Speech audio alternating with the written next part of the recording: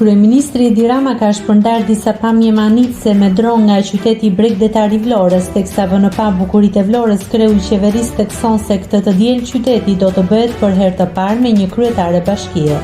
Mirëmëngjes dhe me Vlorën e bukur, e cila këtë të diel do të bëhet për herë të parë me një kryetare bashkie, ju uroj një javë të mbar, shkruan Rama.